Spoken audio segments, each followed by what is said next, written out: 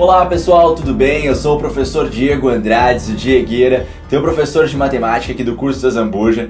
Nesse vídeo a gente vai fazer a correção da prova da EAR, ou CFS, como muitos conhecem, né? Sargentos da Aeronáutica, né? Do AR.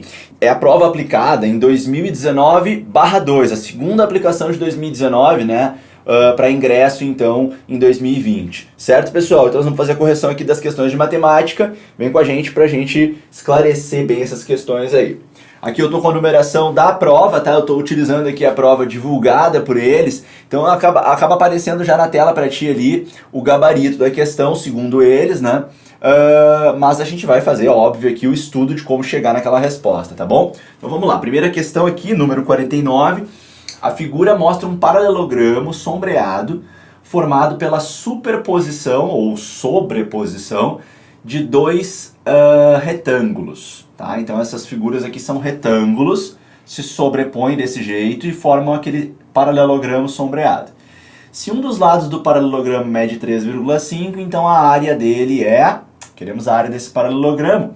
E aí, galera, percebe uma coisa, né?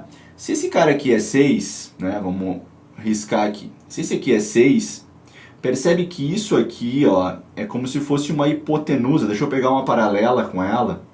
Uma hipotenusa de um triângulo retângulo. Logo, esse lado aqui, que é o mesmo que esse, tem que ser maior do que 6, tá? Vou chamar esse lado de lado A, que tá aqui também. Esse A ele tem que ser maior do que 6, porque toda hipotenusa sempre é maior do que um cateto. Então, galera, não tem como o lado do paralelogramo que mede 3,5 ser esse aqui. Então, o lado do paralelogramo que mede 3,5 é esse. O que faz sentido também, porque ele te fala que esse lado do retângulo é 3. Portanto, esse lado aqui do paralelogramo, que eu posso deslocar ele e colocar aqui, né? Ele também é uma hipotenusa de um outro triângulo retângulo. E, portanto, ele tem que ser maior, né? Vamos chamar ele de B. Ele tem que ser maior do que 3, tá? Então, bom, ele pode ser 3,5. O outro não poderia. Então, aquela medida é 3,5. Agora, repare o seguinte. Nós temos um paralelogramo. Nós queremos a área dele. Desculpem o desenho aqui. Nós sabemos que essa medida é 3,5. Nós podemos considerar que essa medida é a base dele. E podemos considerar que a altura dele é aquele 6 que está aparecendo ali, pessoal. E aí podemos usar, então, a fórmula mais conhecida para a área de paralelogramo, que é base vezes altura. Aí basta fazer 3,5 vezes 6 e a gente vai estar, então, fazendo base vezes altura e temos a área do paralelogramo, tá bom? E aí 3,5 vezes 6, eu até faria o seguinte, ó, eu quebraria esse 6 em 2 vezes 3, que é uma troca justa, e faria 2 vezes 3,5, que dá 7. Aí só falta fazer vezes 3, que dá 21, conforme já estava ali, né, assinalado na cor vermelha, que era a letra C. Então assim, eu te conduzo aí a resposta da primeira questão da prova, desse modelo de prova aqui, tá bom? Vamos adiante então. Questão número 50, segunda questão de matemática. Seja f uma função dada por... Aí nós temos aqui a expressão da função. Reparem que é uma função de primeiro grau, uma função afim.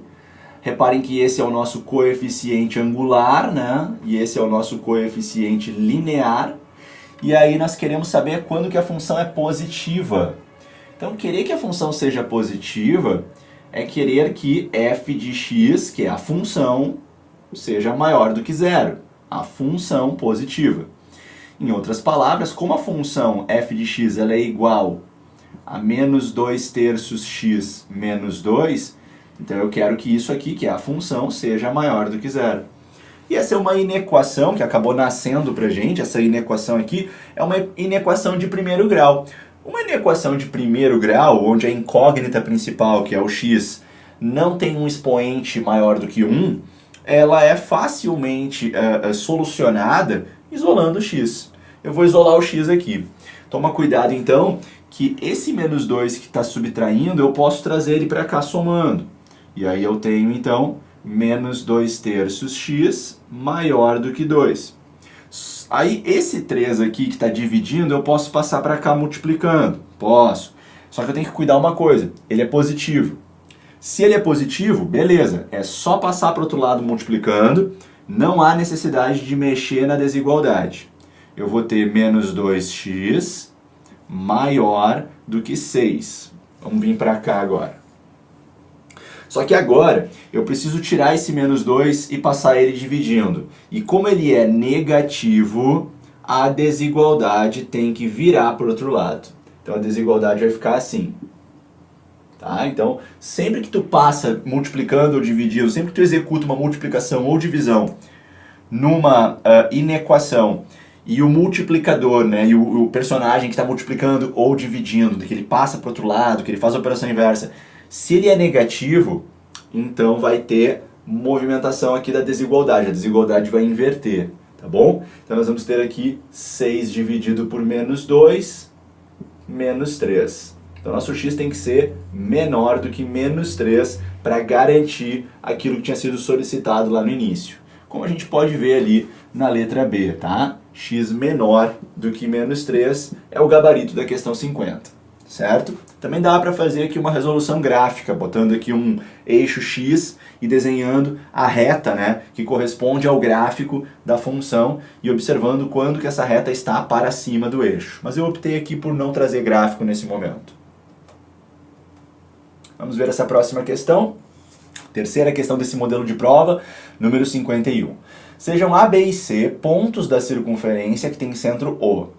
Se a medida do arco que vai de A até B é 108 graus e a medida do arco que vai de B até C é 26 pi radianos sobre 45, então a medida do arco ABC em radianos, tá?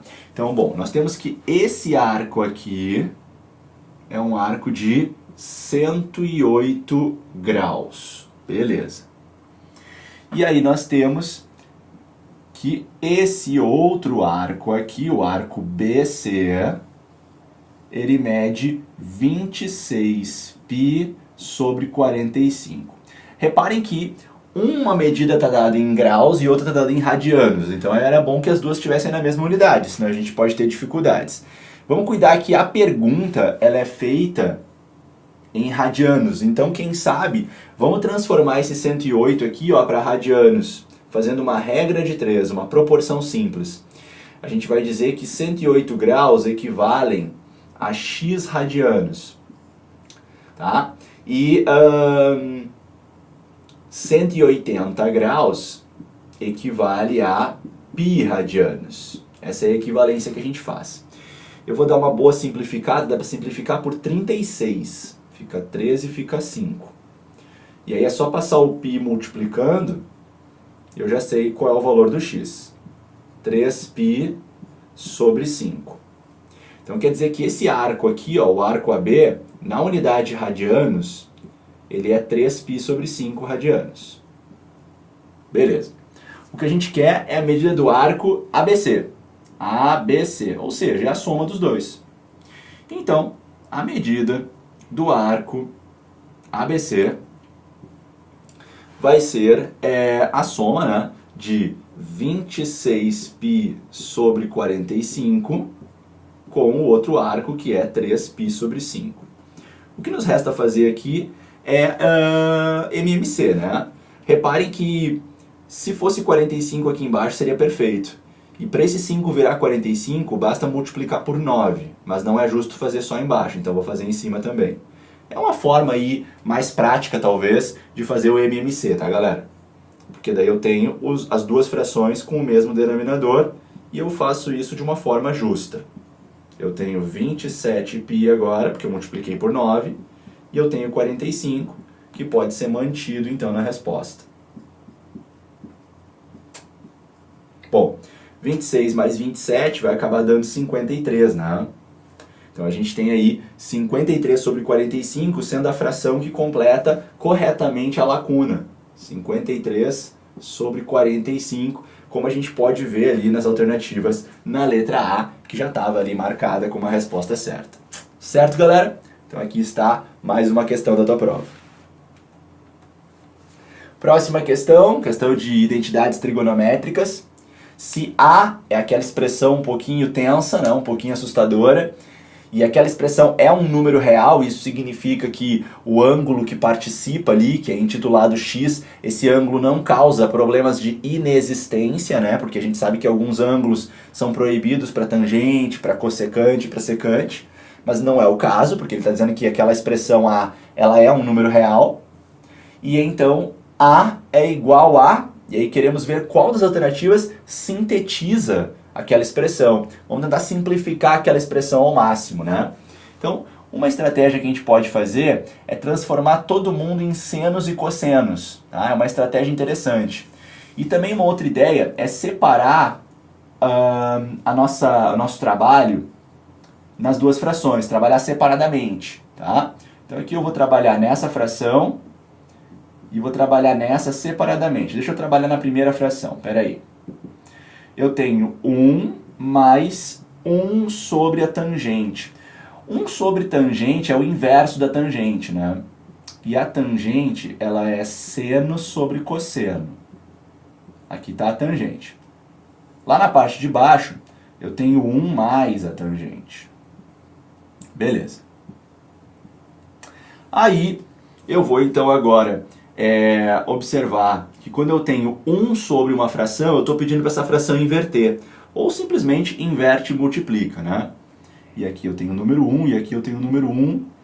Mas na parte de cima, esse 1 aqui eu vou esperar um pouquinho para trabalhar com ele, tá? Então vamos lá. Numa próxima etapa, deixa eu fazer uma separação aqui. Numa próxima etapa, eu vou agora manter aquele 1 sobre 1 que eu tinha do lado na parte de cima, mas eu vou agora inverter aquela fração, vai ficar então o cosseno em cima e o seno embaixo. Maravilha, aqui está. Já na parte de baixo, eu já tinha uma fração que era seno sobre cosseno, que é a tradução da tangente, e aquele 1 sobre 1 que estava aqui, ó, naquela etapa anterior, eu vou trocar ele para cosseno sobre cosseno. Por quê? Porque se eu escrevo um número dividido por ele mesmo, ele continua sendo 1. Só que daí eu permito que as frações possam ser somadas, já que elas têm o mesmo denominador. Vamos continuar aqui. Deixa eu botar a barra da fração. E na parte de baixo, então, eu posso botar o cosseno uma vez só. E aí eu tenho que somar cosseno mais seno. Não vai dar para somar, vai ter que ficar desse jeito.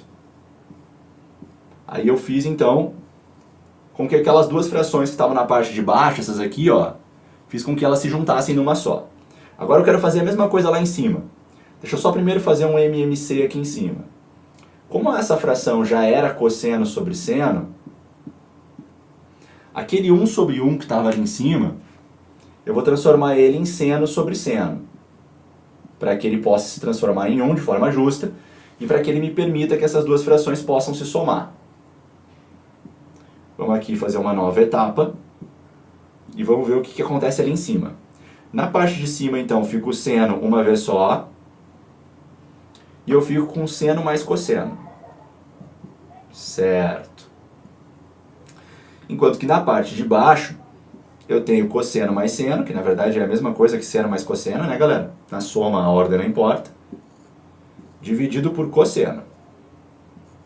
Então eu tenho essa fração aqui embaixo e essa fração aqui em cima.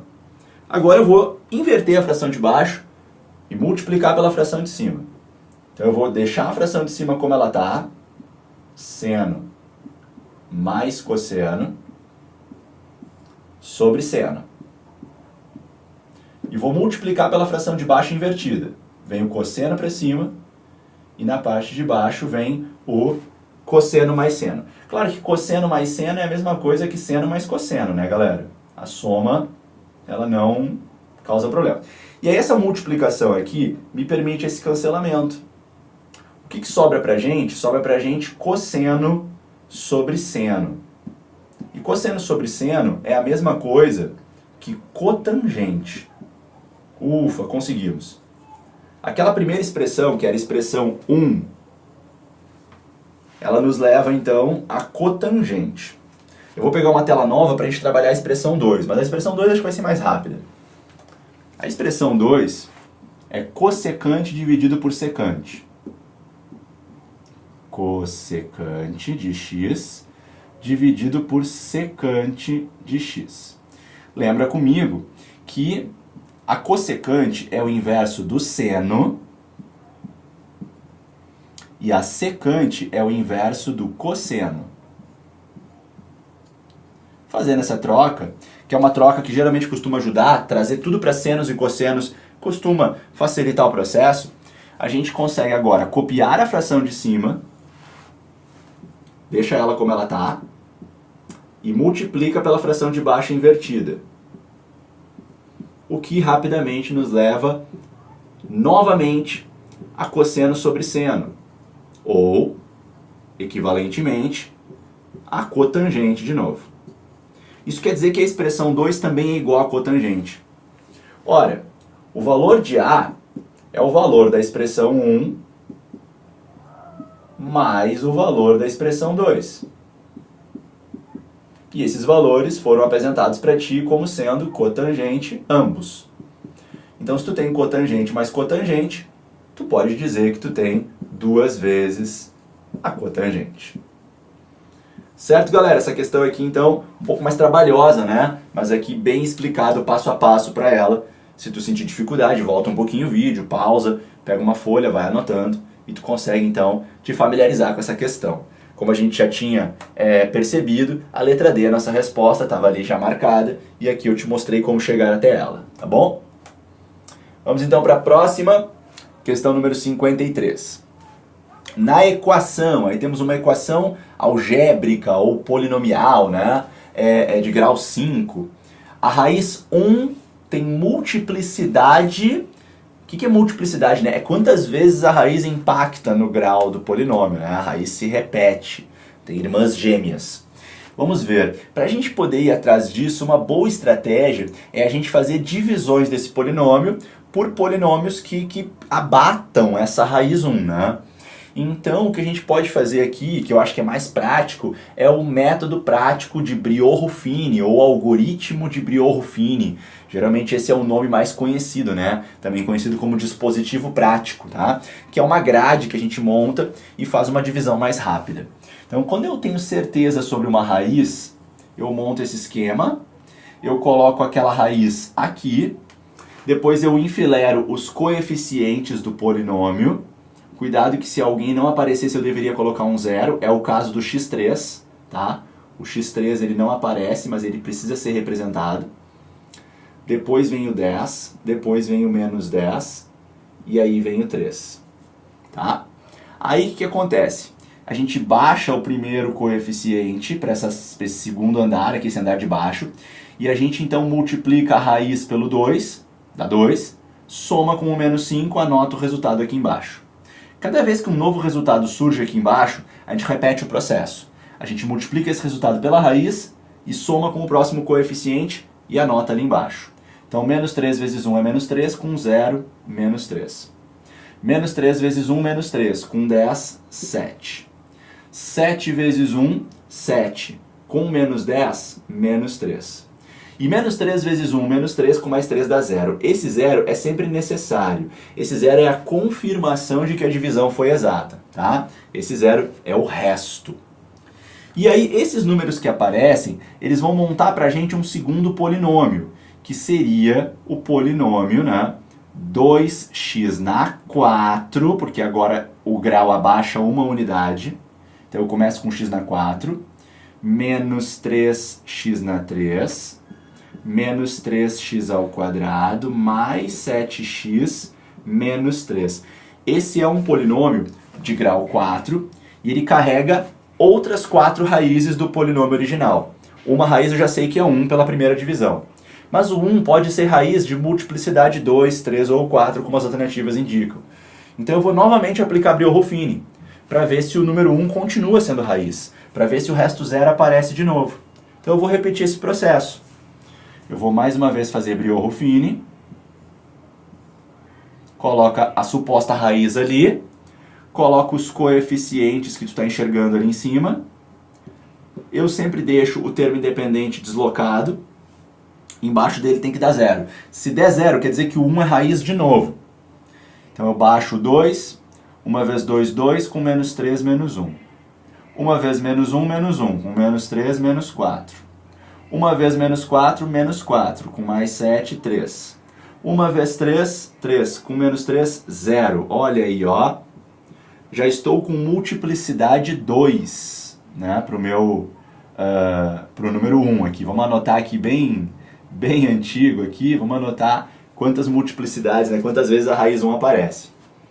Agora eu vou pegar esses coeficientes aqui que montam um polinômio de grau 3 e vou aplicar Briot-Ruffini de novo, para ver se o 1 aparece como raiz mais uma vez.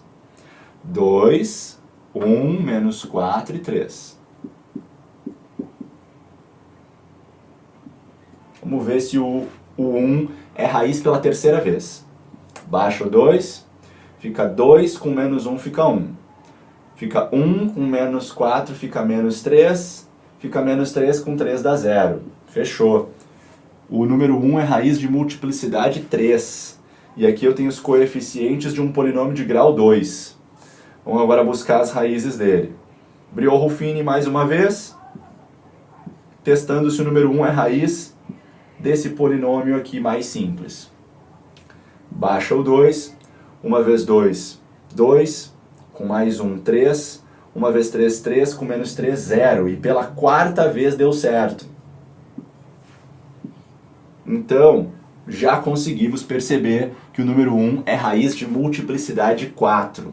O polinômio que sobra, ou a equação que sobra, é 2x mais 3. Essa equação, ela vai carregar a última raiz do polinômio, que é a raiz menos 3 meios, embora isso não esteja sendo perguntado na questão. Então esse polinômio inicial de grau 5, fomos percebendo que o número 1 é raiz de multiplicidade 4. Quer dizer que são quadrigêmeas as raízes 1 desse polinômio. E a única raiz diferente, completando a 5, é a raiz menos 3 meios, tá? Mas nosso gabarito é a letra D. Fizemos por Briot-Ruffini, fica mais fácil assim. Próxima questão, geometria, vamos dar uma olhada. No hexágono ABCDEF, que nós podemos identificar aí grandão, nós temos que G e H, I e J são respectivamente os pontos médios dos lados AF, BC, EF e CD. Beleza, pontos médios. Então, chamando de X, né, os lados AB e ED, que aparentemente são paralelos aí, né, nós temos que GH mais IJ é igual a GH mais IJ. Vejamos. Bom, eu acredito que seria importante afirmar... Ah, tá aqui. Essa era a afirmação que eu tinha perdido. AB é paralelo com FC e é paralelo com D. Agora sim, senão eu ia dizer que essa questão aí era passível de recurso, de anulação. Mas agora tudo certo, né? Essa afirmação era importante. Porque daí, como nós temos esses paralelismos, tá? Esse cara aqui, ó, é paralelo com esse, acaba que essa figura aqui, galera, ela é um trapézio, né? E mais uma vez, se esse aqui é paralelo com esse, o que também obriga com que o lado de cima seja paralelo, aqui embaixo tem um outro trapézio também, tá bom? E aí o que vai acontecer? Como a gente está ligando os pontos médios dos lados não paralelos de um trapézio, lembra que quando a gente liga pontos médios dos lados não paralelos de um trapézio, a gente está obtendo exatamente a chamada base média. E qual é a medida da base média? A medida da base média, como o nome já sugere, é a média aritmética das duas bases do trapézio, x e 2x. Isso significa que por base média, tá? Vamos até relembrar aqui então, que a base média, ela é o quê? Ela é a média aritmética das bases do trapézio, tá bom? Então, aplicando isso para GH, por exemplo, nós vamos poder dizer que a medida do segmento GH é a média entre as duas bases do trapézio, o que acaba dando 3x sobre 2. E o cálculo de IJ fica exatamente igual, né? É o mesmo cálculo, só está de cabeça para baixo o trapézio. Logo, IJ também é 3x sobre 2.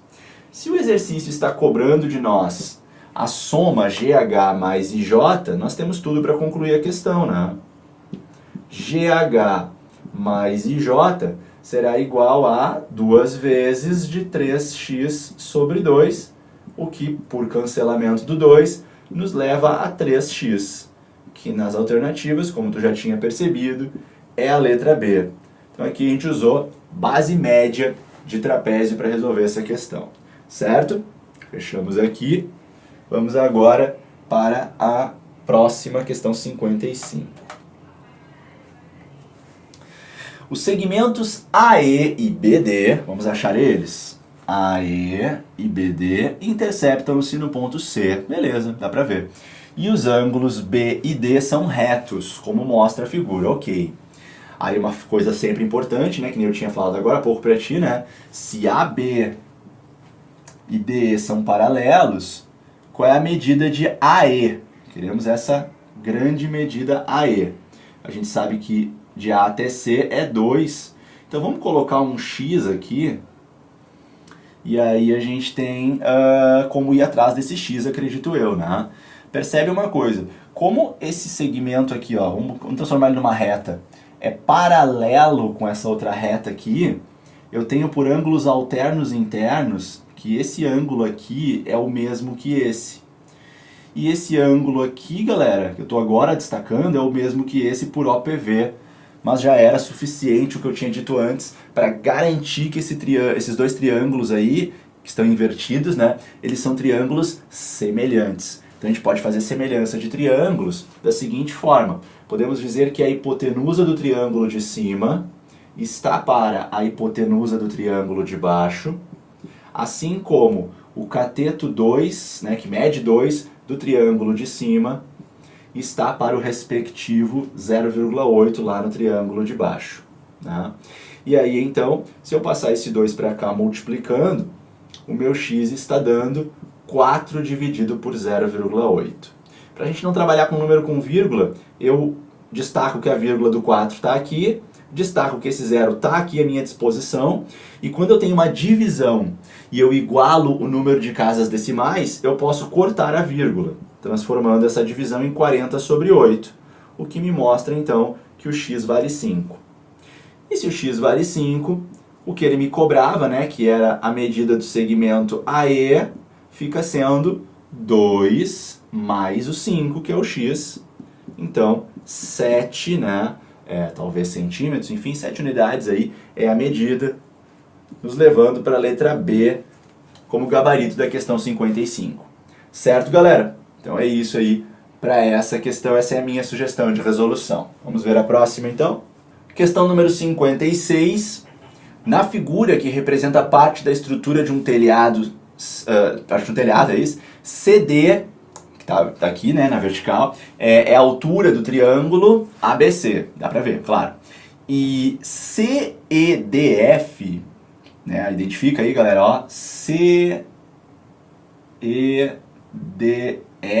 ele tá nos garantindo que é um quadrado de lado 3.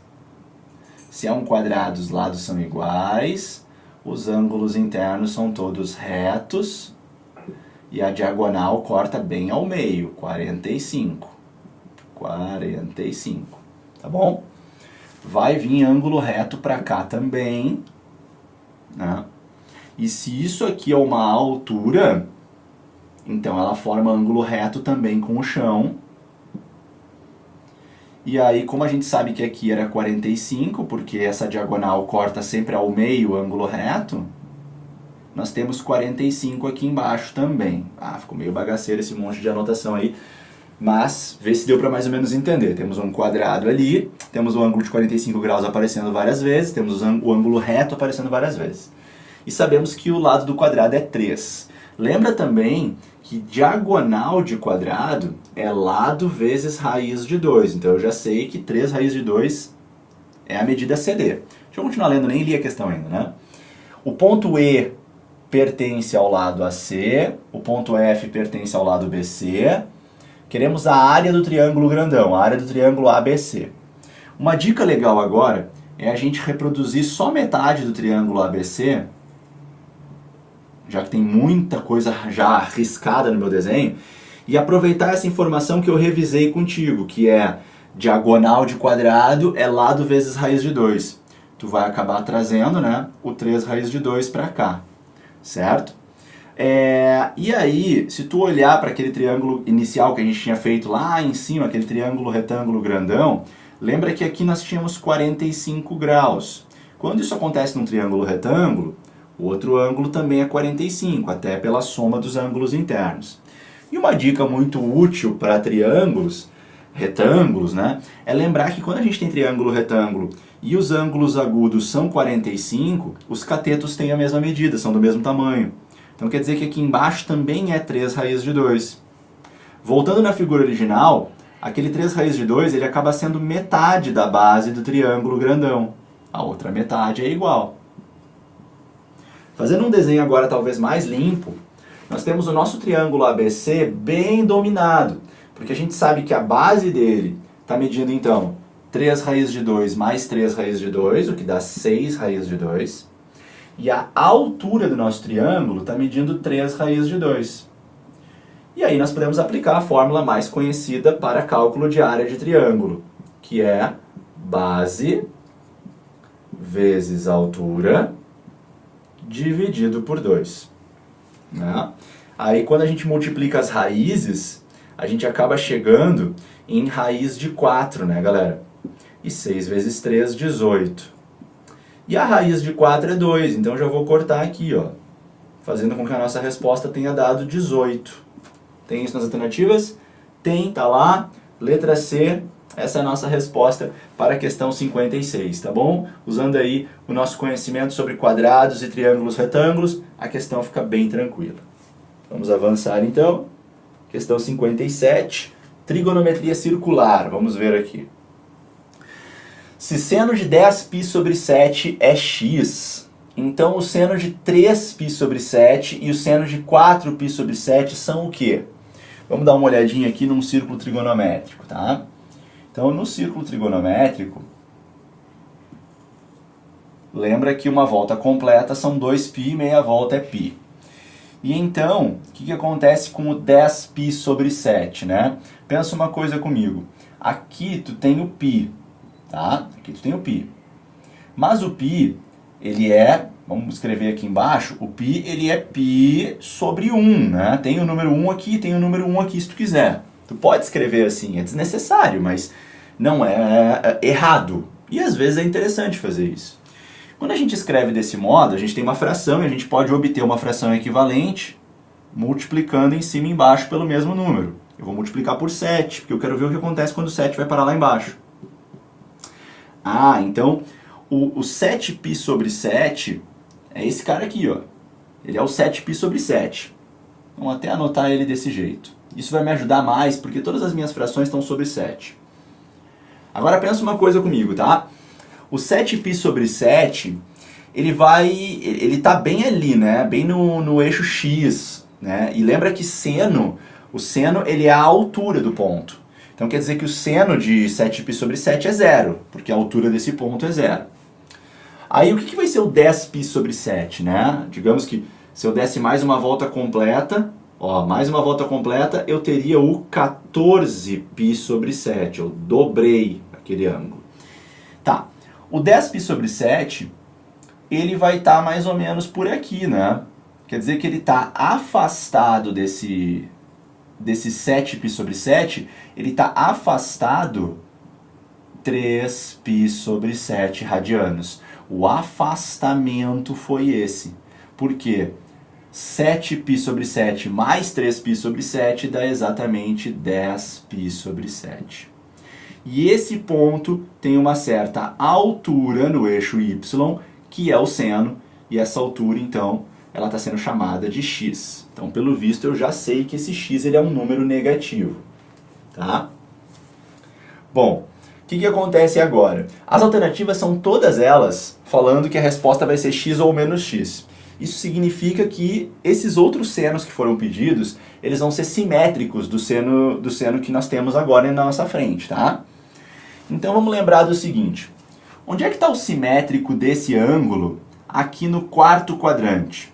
Ora, Se o afastamento que nós realizamos aqui do eixo x até esse ponto foi um afastamento de 3π sobre 7, o mesmo afastamento, mas agora em retorno, em recuo, em subtração, vai me levar para a mesma posição. E 14π sobre 7 menos 3 acaba dando 11π sobre 7. Bom, mas esse não está nas alternativas. E se eu me afastar agora para cá, né? Se eu me afastar para cá, os mesmos 3π sobre 7, a gente pode considerar que eu estava no zero, porque esse ângulo também é zero. Então aqui eu tenho o simétrico, mas na parte de cima. O que acontece na parte de cima? O valor é o mesmo, mas o sinal troca. Então aqui eu tenho menos x. Ah, conseguimos uma primeira descoberta para o exercício.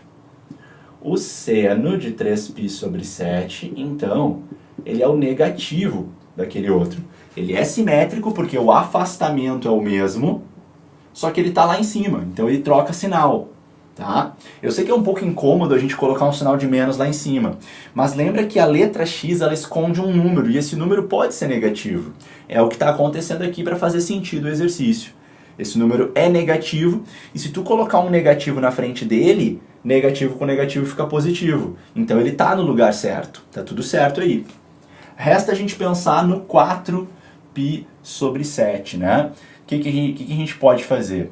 A gente pode pegar o 7π sobre 7 e recuar os mesmos 3π sobre 7 que a gente está trabalhando o tempo todo. E ao fazermos isso, caímos num ponto simétrico, ou seja, a altura dele é a mesma. É a mesma que a do 3π sobre 7.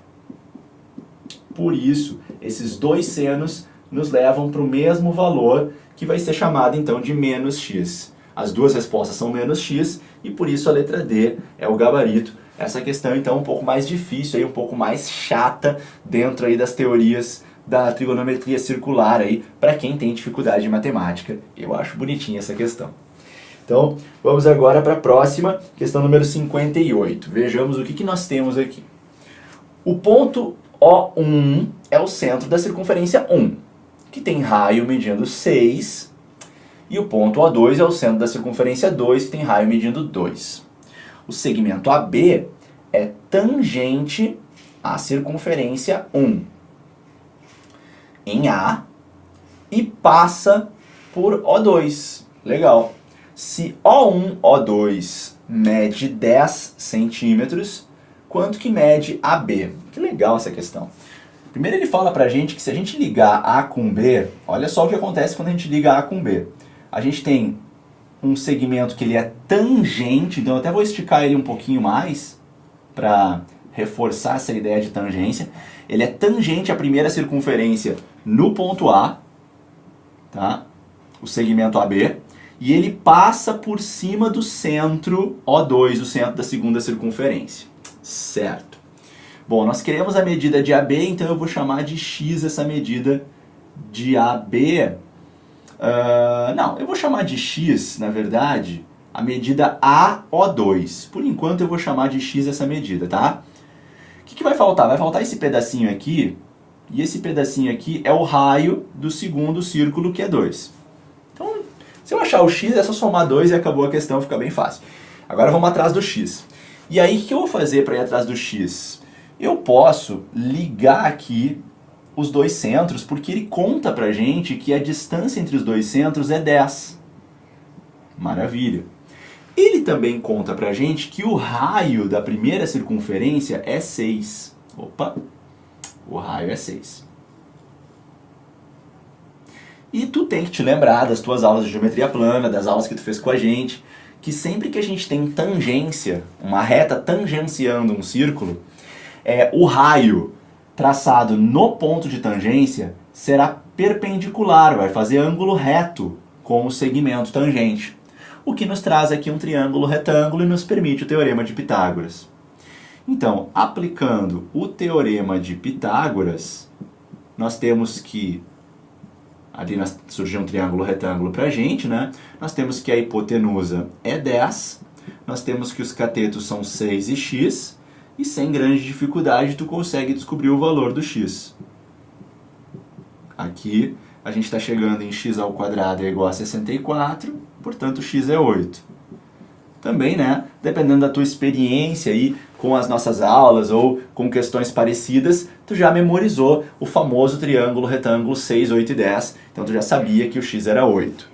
Bom, agora vamos responder a pergunta, lembrando que o x que eu fabriquei, ele não era ainda o segmento AB, ele era um pedaço. E o que faltava? Faltava esse 2. Ora, então o segmento AB, ele mede 8 mais 2, ele mede 10. Assim resolvemos o nosso probleminha de geometria, marcamos letra B como gabarito dessa questão. Questão bem tranquila, basta seguir o texto e fazer alguns rabiscos, né? Lembrar ali da propriedade da tangência e chamar Pitágoras para te salvar, certo? Vamos então para a questão 59. Questão de logaritmos, aparentemente, né? Se A é o log de raiz de 3 mais 1 na base 4 e B é o log de raiz de 3 menos 1 também na base 4, quanto que vai dar A mais B? Às vezes a gente pode pensar que a gente precisa calcular o valor de A e calcular o valor de B, tipo assim, calcular o logaritmo, né? Mas, para calcular logaritmos, eu preciso que o logaritmando e a base conversem entre si, ou seja, eu preciso que eles sejam de uma mesma família de potências, né? Se aquele logaritmando fosse um 2, fosse um 16, fosse um 64, show de bola. Mas raiz de 3 mais 1 não dialoga bem com o 4. Eu não vou conseguir achar um expoente tranquilo que transforma 4 em raiz de 3 mais 1, que é o que eu quero quando eu peço um logaritmo. Então nós não vamos resolver o logaritmo. Mas percebe uma coisa, ele te pede para somar A mais B. E somar A mais B é somar os dois logaritmos que ele te deu. Então a soma que ele está te pedindo, em outras palavras, é essa soma aqui. Quando a gente olha desse jeito o nosso problema, quando a gente faz esse olhar, a gente percebe que a gente está diante de uma soma de logs com mesma base. E aí a gente relembra as propriedades dos logaritmos.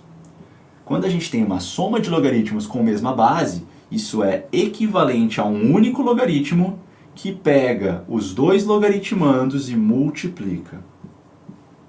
Então nós temos como escrever desse modo o nosso problema. E quando a gente, então, faz essa multiplicação, essa é uma multiplicação muito famosa, um produto notável. Ele sempre resulta em quadrado do primeiro menos quadrado do segundo. Deixa eu fazer isso aqui do lado de cá. Nossa expressão ela está equivalendo, então, né, a nossa expressão A mais B está equivalendo nesse momento a log na base 4 de raiz de 3 ao quadrado menos 1 ao quadrado. É isso, galera. E aí a raiz de 3 ao quadrado vai cortar a raiz, né? Vai ficar 3. E o 1 ao quadrado vai dar 1. Então eu estou com um log de 2 na base 4. Nesse momento, eu vou aqui te motivar a fazer de cabeça, pensando da seguinte forma, usando a essência do logaritmo, né? Que é, o que eu quero com o logaritmo? Eu quero o expoente que eu devo colocar no 4 para que eu possa transformá-lo em 2. Ora, mas o que transforma 4 em 2 é a raiz quadrada. A raiz quadrada de 4 é 2. E o que é o expoente equivalente à raiz quadrada? É o expoente 1 meio, 1 sobre 2. Então esse expoente que a gente está buscando, ele é 1 meio. Né? O expoente 1 sobre 2 é equivalente à raiz quadrada, portanto, nossa resposta é a letra C, como já estava aparecendo para ti ali na tela. Certo? Questão de logaritmos, né? Vamos dar uma olhada nessa 60? PG, né? Se 1 sobre x é o oitavo termo da PG que está ali, então qual é o valor de x? Vamos dar uma olhadinha nessa PG, vamos aumentar ela. É só o oitavo termo, galera, dá para ir um por um, nem precisa ficar aplicando fórmula. Ó, 9, 3, 1. O que está acontecendo aqui, né? A gente está dividindo por 3. O próximo termo vai ser 1 sobre 3, tá bom? E o próximo vai ser 1 sobre 9. Numa linguagem mais correta, lembra que a razão de uma PG, ela sempre pode ser obtida dividindo um termo pelo termo anterior. Inclusive eu podia ter feito isso com o terceiro e o segundo. Dividindo na PG, tá? Na PA tu subtrai. Então quer dizer que essa razão ela é 1/3. E o que significa dizer que a razão da PG é 1/3? Significa dizer que cada vez que eu avanço de um termo para o próximo da sequência, eu faço isso por meio de multiplicação e sempre multiplicando pela razão. Então se eu continuar multiplicando pela razão, eu vou obter os próximos termos. Aí é só chegar no 8º, que eu acho que eu já cheguei. Primeiro, segundo, terceiro, quarto, quinto, sexto, sétimo, 8º. Isso aqui. E ele me falou que esse termo aqui, ele era um tal de 1 sobre x. Então, na verdade, quando ele se refere ao x, ele se refere ao denominador. Então, o x que ele está me cobrando é o número 243. Por isso, nosso gabarito é a letra C. Beleza, galera? Tá aí, então, mais uma para ti. Bora para a próxima. Questão 61, geometria espacial. Vejamos. Se um tetraedro regular tem arestas de medida x, então é correto afirmar sobre a área total e a área da base desse tetraedro que...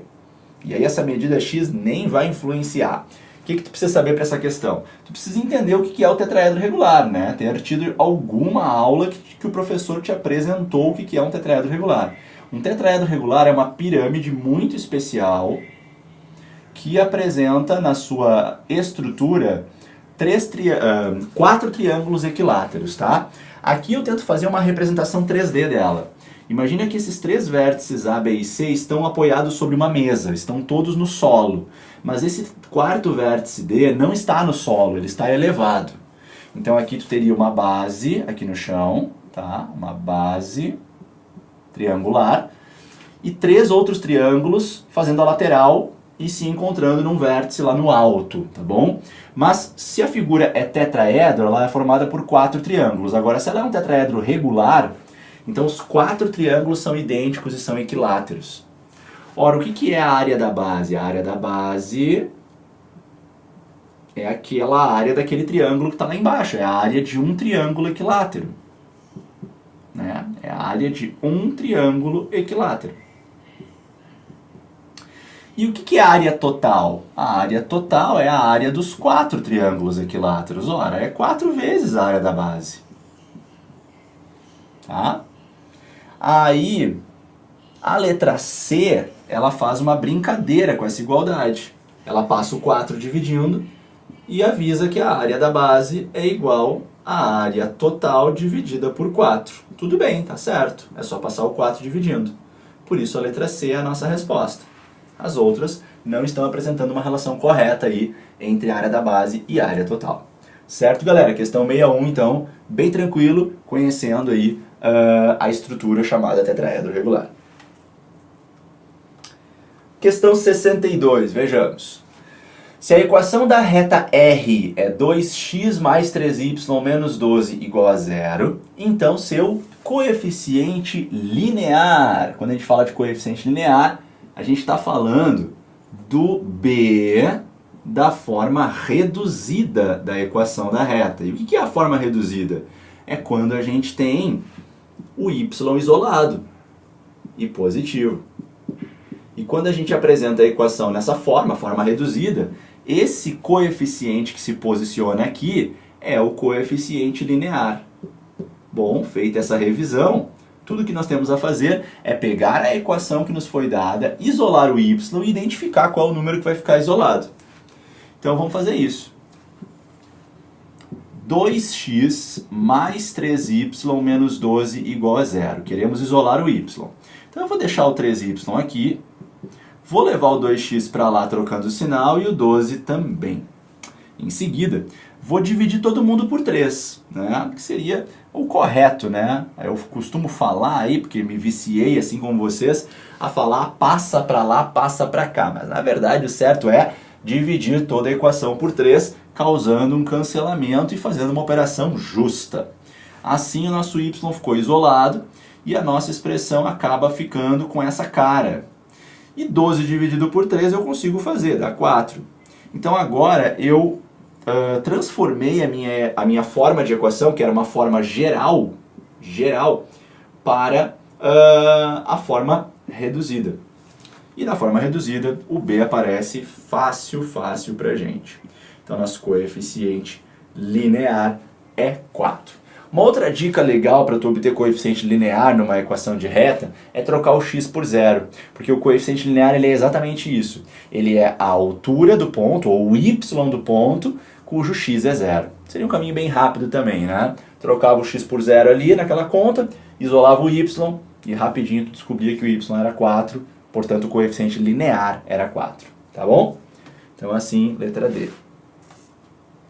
Vejamos aí a questão 63, mais um pouquinho de trigonometria. Se seno de x mais cosseno de x está dando 7/13, e se a tangente de x é negativa e está dando menos 5/12, então no ciclo trigonométrico x pertence a qual quadrante? Vejamos, queremos o quadrante do ângulo x. Tem várias coisas que a gente pode fazer aqui, mas vamos fazer da seguinte forma, eu vou sugerir um caminho, tá? Quando a gente tem essa expressão, o que eu vou fazer com ela? O sinal me conta uma coisa, a fração me conta outra coisa. O sinal me conta que, lembrando do estudo da tangente, ou esse ângulo está no segundo quadrante, ou ele está no quarto quadrante, porque esses são os quadrantes em que a tangente é negativa. Esses são os sinais da tangente. Ou é segundo ou é quarto quadrante. Já esquece as letras A e C, tá bom? Agora a gente precisa pensar em como que a gente vai definir que quadrante é esse. Beleza. Para isso eu tenho uma sugestão interessante, que é a seguinte. Desenha um triângulo retângulo, escolhe um ângulo agudo para posicionar o x. Não necessariamente o x é um ângulo agudo, até porque um ângulo agudo é um ângulo menor que 90, e isso levaria ele para o primeiro quadrante. Nós sabemos que o nosso ângulo não é do primeiro quadrante, ele é ou do segundo ou do quarto, pelo que a gente acabou de expor aqui. Mas a gente pode fingir que ele é do primeiro quadrante para efeitos de cálculo modular, ou seja, cálculo sem levar em consideração o sinal. Fica mais fácil.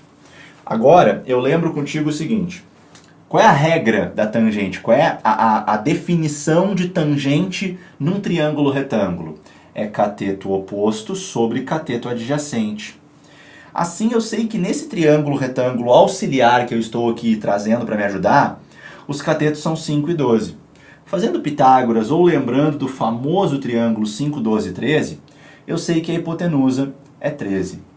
Bom, com isso eu consigo dizer que o seno e o cosseno, pelas suas fórmulas, seno, cateto oposto sobre hipotenusa, cosseno, cateto adjacente sobre hipotenusa, eu sei que os valores em módulo do seno e do cosseno são esses, tá? Do seno e do cosseno. Porém, eu ainda não sei os sinais. Dependendo do quadrante, eles podem ser positivos ou negativos, lembrando que ou é segundo ou é quarto quadrante. Agora pensa numa soma do cosseno com o seno, né? Uma soma em que o resultado dá 7 positivo. Não te estressa com o número de baixo, porque o número de baixo ele só vai permitir a soma, né? Tu está fazendo essa soma aqui, ó. Alguma coisa sobre 13, mais outra coisa sobre 13. Resta saber se no seno vem mais ou menos 5 e se no cosseno vem mais ou menos 12. Eu quero que termine dando 7. Se eu quero que termine dando 7, eu preciso que esse cara seja positivo e eu preciso que esse seja negativo. Certo? Aí essa soma realmente vai dar 7. Bom, para o seno ser negativo e o cosseno ser positivo, estamos falando do quarto quadrante. Para o seno nós estamos na parte de baixo, ou seja, ele é negativo, e para o cosseno estamos na parte da frente, ou seja, ele é positivo. Matamos a questão, o quadrante é o quarto quadrante, e a nossa resposta é a letra D. Tá? Esse é um caminho então que eu gosto bastante, ele é bem visual, mas tem outros caminhos aí usando propriedades, dava para elevar o quadrado dos dois lados dessa primeira igualdade aqui, e então fazer um sistema ou trazer aí algumas identidades trigonométricas. Eu acho que essa segunda opção é um pouco mais trabalhosa, um pouco mais difícil, então eu optei por essa daqui que acho que é um pouco mais fácil de digerir. Certo, galera? Muito bem, questão número 64. Para que o sistema, e aí nós temos aí um sistema de 3 equações lineares, com x, y e z, e com um coeficiente aí A, que é o que vai, na verdade, fomentar a questão, é o que vai nos chamar a atenção. Eu quero que esse sistema seja possível e determinado. Quando eu quero que um sistema seja possível e determinado, o que a gente tem que lembrar das nossas aulas e estudos sobre sistemas lineares? Possível significa ter solução. Determinado significa que a solução tem que ser única. Aí associando com os métodos de cálculo que a gente faz para poder descobrir se o sistema é possível, determinado, ou poder forçar o sistema a ser possível e determinado. Para um sistema ter solução única, ou equivalentemente, para um sistema ser possível e determinado, né, vamos até anotar aqui, ó, sistema possível e determinado equivale a ter uma única solução. E o cálculo? O cálculo é determinante principal diferente de zero. E o que é o determinante principal, Diegueira? O determinante principal é o determinante que tu vai montar a partir das colunas dos coeficientes de x, de y e de z. Tu vai montar esse determinante pegando os coeficientes, né, de x, aqui estão eles, ó, 2, 1 e 3. Agora os coeficientes de y, 1, 2, 2, eles estão aparecendo aqui, galera. E agora coeficientes de z, e aí a letra A vai aparecer, e é bom que ela apareça, nós precisamos trabalhar em cima dela. Eu vou calcular esse determinante, vou usar aqui um método muito tradicional, que é repetir as duas primeiras colunas e fazer aquelas multiplicações em diagonal. Eu gosto de fazer as multiplicações e aquelas que vão da esquerda para a direita, como essas que eu estou mostrando, eu deixo a resposta como ela veio. Essa daqui vai dar 3 e essa daqui vai dar menos 2. Já as multiplicações que eu faço da direita para a esquerda, como eu estou mostrando agora, eu faço a multiplicação, porém eu troco o sinal. Então essa multiplicação inicial aqui, ó, ela está dando menos 6, então eu vou trocar para 6. Essa está dando 4, eu vou trocar para menos 4. E essa está dando A, eu vou trocar para menos A. Feito isso, eu vou somar essa galera e eu tenho o meu determinante D. Então o meu determinante D está dando quanto? 4A com menos A, 3A. 3 com menos 2, 1. 6 com menos 4, 2. 2 mais 1, 3. Esse é o meu determinante. O que eu quero? Eu quero que ele seja diferente de zero. Assim eu consigo garantir que o meu sistema ele vai ser possível e determinado. Aí é só passar aquele 3 para o lado de lá desse símbolo. Esse símbolo aqui, ele trabalha com as mesmas regras que o símbolo de igual. Opa, viajei, não é menos 1 ainda. Vai para lá como menos 3, e aí o 3 vem dividindo, e fica menos 3 dividido por 3, e então fica menos 1. Então eu chego à conclusão de que para que o meu sistema seja realmente possível e determinado, eu preciso que o determinante principal seja diferente de zero, e isso me leva a essa conclusão. O meu A então tem que ser diferente de menos 1. Como já temos aqui na pergunta, o A tem que ser diferente de menos 1, letra B, portanto, para a questão 64. Certo, galera? Sistemas lineares, discussão de sistemas lineares. Questão número 65. Se Q de x igual a ax ao quadrado mais bx mais c, que é um polinômio de grau 2, pelo que a gente pode ver, né? Se esse Q de x ele é o quociente da divisão de g de x por h de x, então qual é o valor de b mais c? Então ali nós temos os coeficientes do Q de x não explícitos, né? Foram chamados de a, b e c, mas como ele mostrou o dividendo e o divisor, que são o g e o h, a gente consegue fazer a divisão e conseguimos chegar no Q de x explícito. E a gente vai poder identificar quem são os coeficientes b e c e fazer a soma. Então a minha sugestão para essa questão é que façamos a divisão polinomial.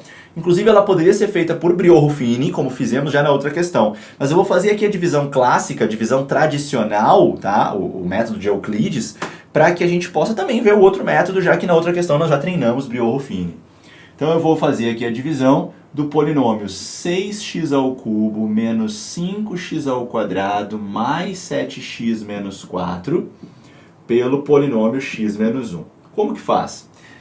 Pega no dividendo e também no divisor o monômio que carrega o x com maior expoente, o monômio que dá o grau para o polinômio. No dividendo, está lá fora, é o 6x3, no divisor é o x. Em seguida, tu vai anotar aqui embaixo, no lugar destinado ao quociente, tu vai anotar a expressão que tu tem que multiplicar por x para que o resultado seja 6x cubo. Então é 6x quadrado que tu vai botar aqui embaixo. Repara, 6x ao quadrado vezes x, 6x ao cubo. Certinho.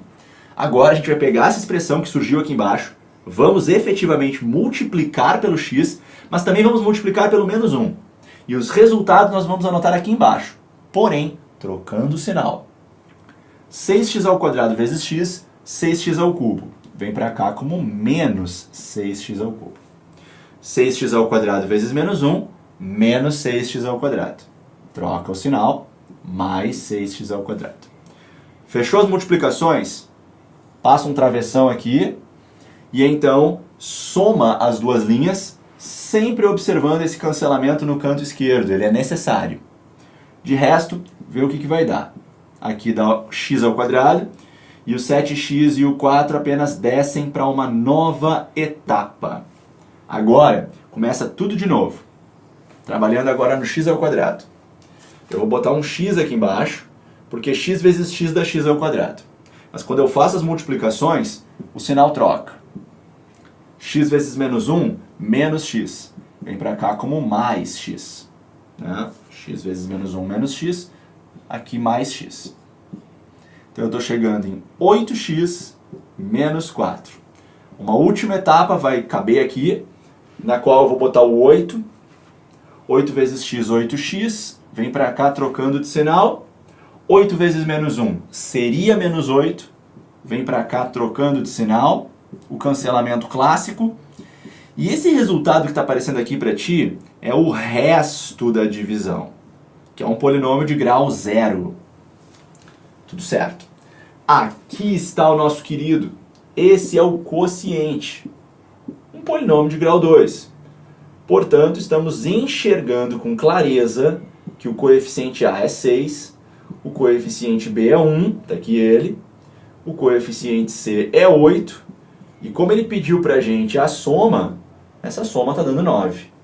Portanto, nossa resposta é a letra D. Tá? A divisão polinomial aqui é a minha sugestão para encaminhar a questão 65. Vamos para a próxima.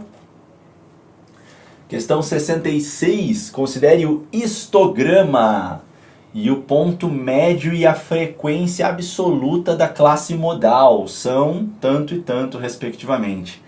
Classes, né? Porque repara que o número que aparece, ele aparece numa passagem do 3 para o 4, do 4 para o 5. Então a gente tem classes aqui, né? Nós temos as notas, digamos, de uma prova, né?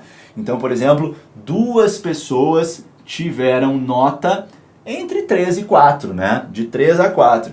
Então a gente não sabe a nota dessas duas pessoas, mas a gente sabe que está nesse intervalo. Isso é o que a gente chama de classe.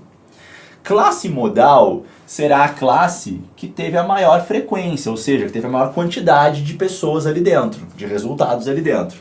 Ora, a classe modal é essa classe aqui, ó, é a classe que vai do 6 até o 7. Porque essa é a classe que ficou mais alta no gráfico, que teve mais ocorrências, tá? Então, a frequência dessa classe modal é a quantidade de resultados que eu tenho nessa classe, né? Essa frequência ela é 7. É a maior frequência que a gente percebe nesse gráfico. Então, essa é a frequência da classe modal. É a segunda pergunta que foi feita, né? Respectivamente. Então, a segunda lacuna é preenchida com o 7, interpretando aqui o problema. O ponto médio da classe é dado pelo número que está bem no meio dos limites da classe, né? Se a classe vai do 6 ao 7, o ponto médio está bem no meio do caminho, ele é 6,5. Também pode ser obtido fazendo a média aritmética dos extremos. 6 mais 7, 13, dividido por 2, 6,5. Como o ponto médio foi a primeira pergunta, é a primeira resposta que a gente entrega. E assim, com uma interpretação bem tranquila, identificamos a resposta na letra B aqui da 66. Certo, galera? Vamos adiante, então, para a questão 67. Matrizes, vejamos. Sejam as matrizes A e B, estão dadas ali. Reparem que a matriz A é uma matriz quadrada de ordem 2 e a matriz B é uma matriz com duas linhas e uma coluna. Se X é uma matriz tal que A vezes X dá B, então a soma dos elementos da matriz X é. O que a gente pode fazer? A gente pode pegar essa equação e montar ela. Eu tenho a matriz A, uma matriz explícita, uma matriz 2 por 2. Ela vai multiplicar uma matriz X e ela vai levar a gente para a matriz B, que é a matriz bem conhecida 0 e menos 11. E é uma matriz 2 por 1. Opa, 2 por 1. Lembra comigo que multiplicação matricial só ocorre se os números de dentro são iguais. Então, se a multiplicação aconteceu, é porque esses dois carinhas aqui são iguais. Então, esse aqui é 2. E lembra que o resultado da multiplicação, ele é obtido olhando para os números externos, os que estão por fora. Então, aqui é o número 1. Com isso, eu sei que a matriz X é uma matriz 2 por 1.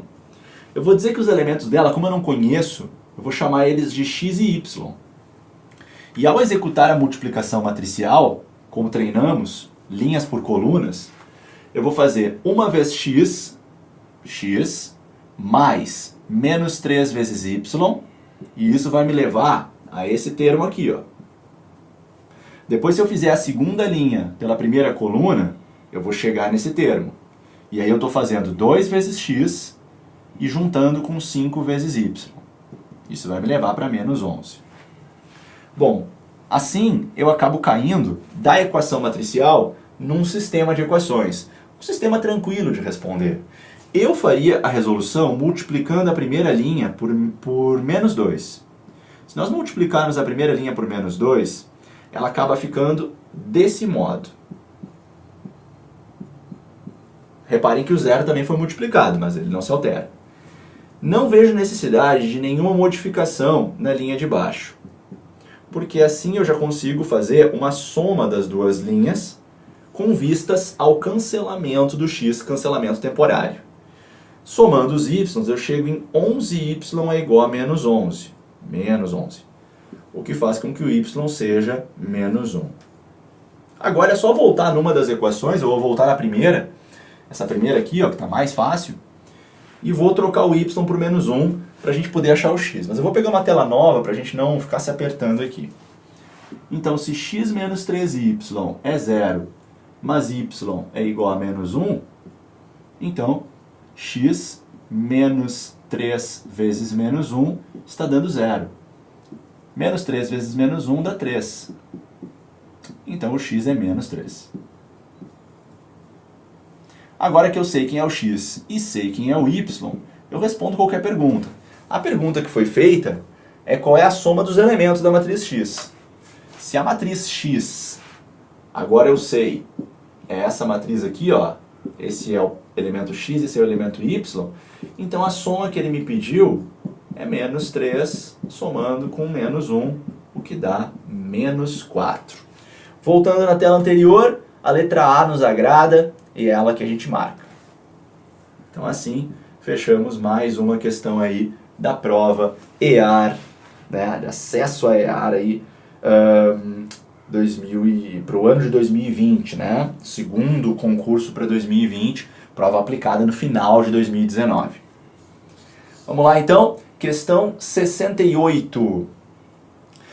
Para se preparar para uma competição, João passará a ter a seguinte rotina diária de treinos. No primeiro dia, correrá 200 km e a partir do segundo dia, correrá 200 a mais do que correu, 200 metros a mais do que correu no primeiro dia.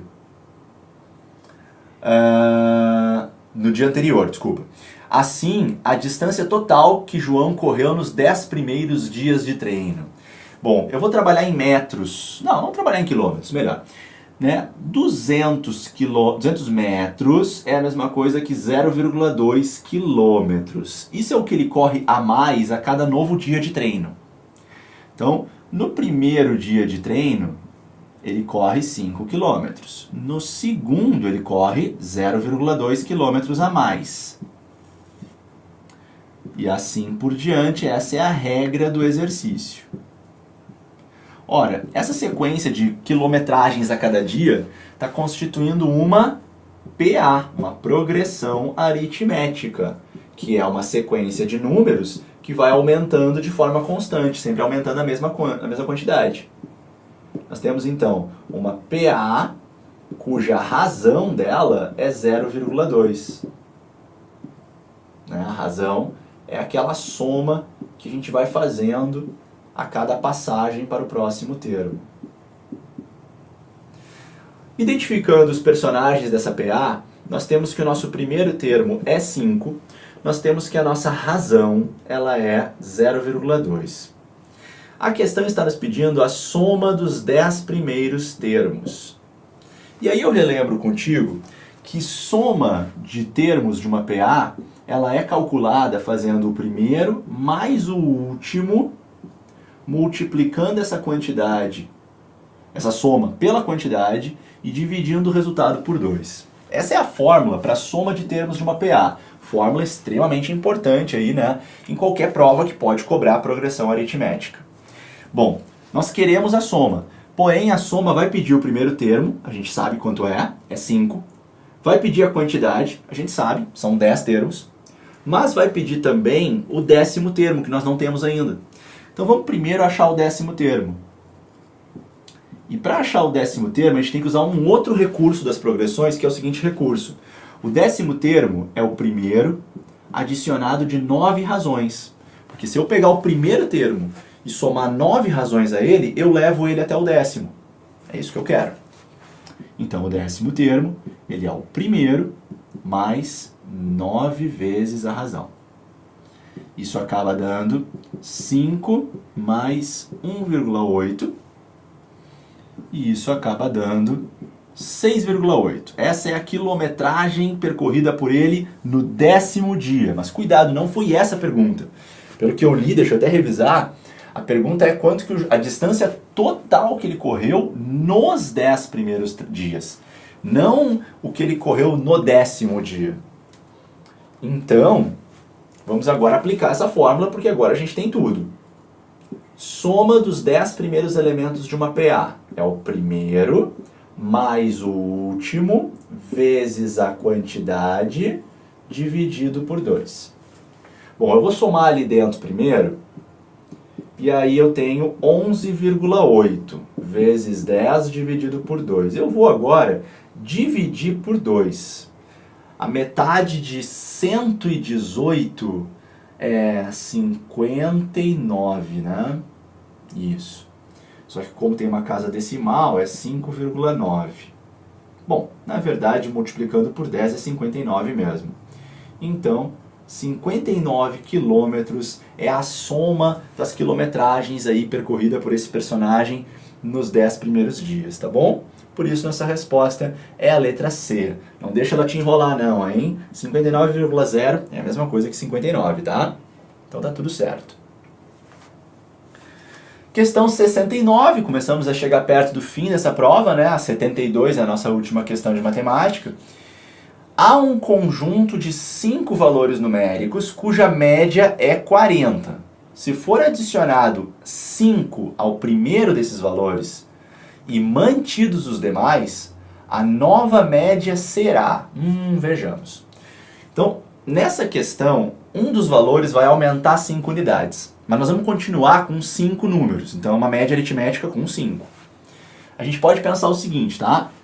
Nós tínhamos uma soma dos 5 valores que, quando ela era dividida por 5, ela me trazia a média. Olha que interessante, tá? Eu tinha uma soma, eu não sei que soma é essa, mas isso aqui, esse S5, representa a soma inicial.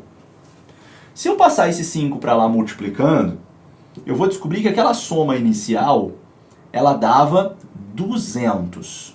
Eu não sei quem são os personagens, mas eu sei que a soma dos 5 dava 200, tá bom?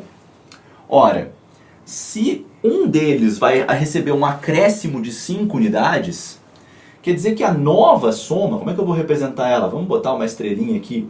A nova soma passa a ser 205. Mas continuam sendo 5 números. Um deles apenas aumentou 5 unidades. Essas 5 unidades acabam incorporando, encorpando na soma total. E, portanto, a nova média vai ser a nova soma total dividida pela quantidade, que continua sendo 5. Essa soma, essa média, vai dar 41. Essa é a nova média, tá bom? É isso que ele queria da gente. Letra A, portanto, a resposta. Essa interpretação aqui espero que tenha te ajudado a enxergar melhor o problema, tá bom? Vamos agora, então, para a questão 70. Em um recipiente cúbico, vazio, cúbico, um cubo vazio, foram colocados 1000 esferas idênticas, sem que elas ultrapassassem as bordas desse recipiente. 1000 esferas iguais. Em seguida, verificou-se que o volume do cubo não ocupado pelas esferas era de 4 decímetros cúbicos.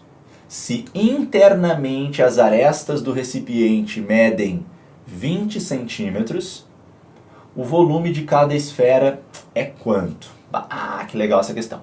Então vamos pensar da seguinte forma, galera. Nós temos uma caixa cúbica que vai ser ocupada por esferas, tá? Essas esferas aí vão estar empilhadas lá dentro, né? Como 1000, galera, é um cubo, 1000 é 10 ao cubo, é legal a gente pensar que a gente tem 10 esferas, uma do lado da outra, depois 10 esferas, uma do lado da outra, assim, formando uma primeira camada de esferas, e depois eu vou ter 10 camadas, assim preenchendo o cubo. Vê se deu para entender essa lógica. 10 vezes 10, primeira camada tem 100 esferas. 10 camadas, 1000 esferas. Preenchemos o cubo. Certo. Mas aí, a gente precisa pensar da seguinte forma, né?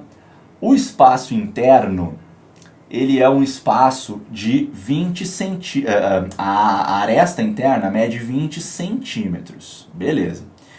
E ele fala pra gente que o volume não ocupado pelas esferas é 4 decímetros cúbicos. Então eu vou sugerir que a gente transforme essa medida em decímetros. Basta cortar um zero, basta dividir por 10.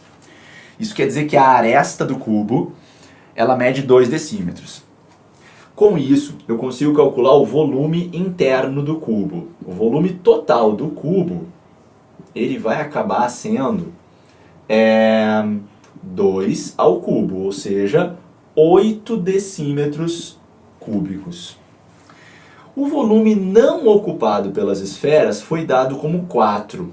E aí, fazendo uma rápida subtração, nós temos que o volume, então, ocupado pelas esferas, bom, é o total menos o que não foi ocupado. 4. Esse é o volume ocupado pelas esferas, tá? Beleza.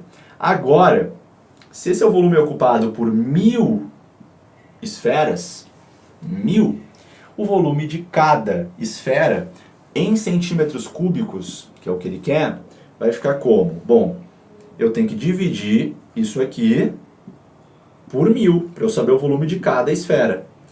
E para transformar decímetro cúbico para centímetro cúbico, eu multiplico por 1000. Quando eu faço essa modificação no 4, aí eu estou com um centímetro cúbico. Aí é só cortar os zeros e a nossa resposta ficou 4 centímetros cúbicos para cada esfera. Completando a lacuna com o número 4 e a alternativa A como correta. Tudo bem, galera? Questão, então, um pouco mais exigente. Essa questão aqui bem interessante. Algumas voltas aí e mudança de unidade de medida como um peso importante aqui nessa questão. Vamos adiante. Penúltima questão dessa prova. Uma questão aí de geometria com ângulos. Vamos ver como é que a gente vai brincar com ela.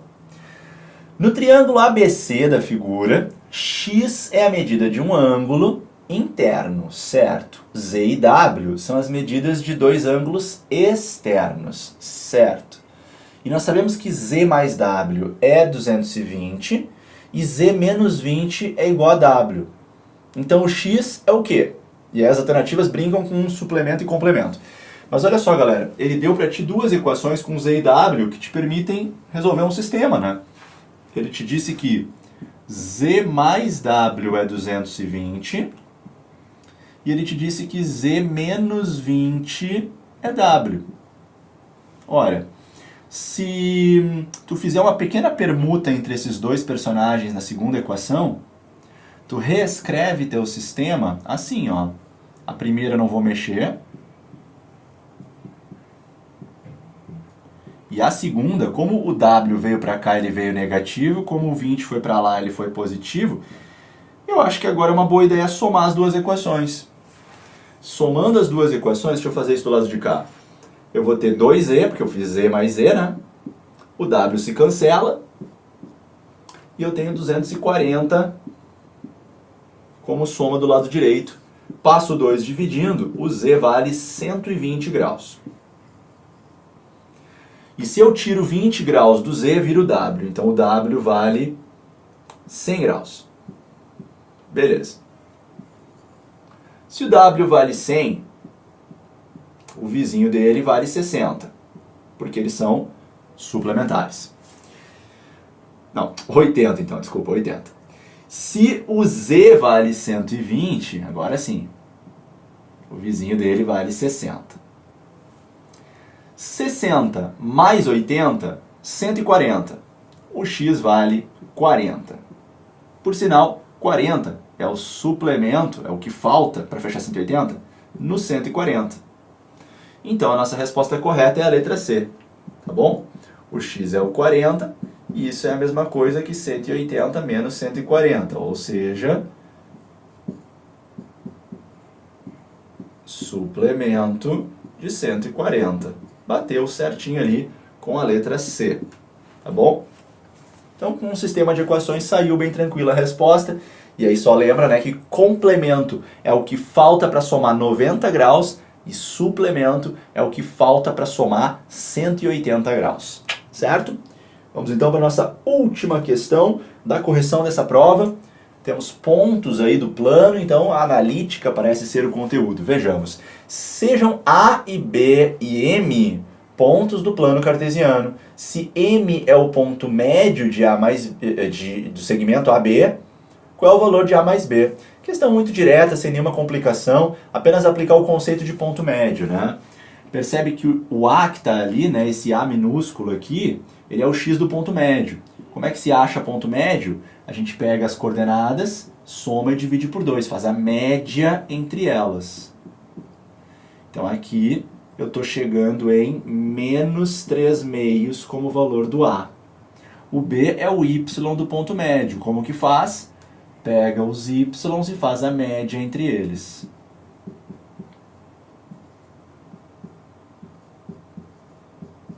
Se ele pede pra gente A mais B, nós fazemos o que ele pede, né? A gente quer acertar a questão.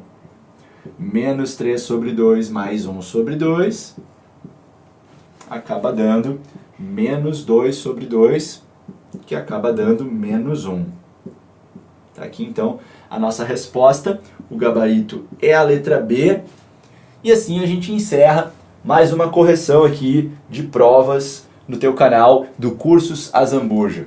Eu vou me despedindo desse vídeo, sempre lembrando para tu te inscrever no nosso canal, compartilha nossos vídeos, comenta, ativa o sininho para sempre estar recebendo aí quando a gente posta mais uma prova, mais um simulado, mais uma dica, para tu continuar teus estudos firme e forte aí, rumo à aprovação que tu tanto almeja nas instituições militares. Eu sou o Diegueira e me despeço por aqui. Até a próxima, tchau!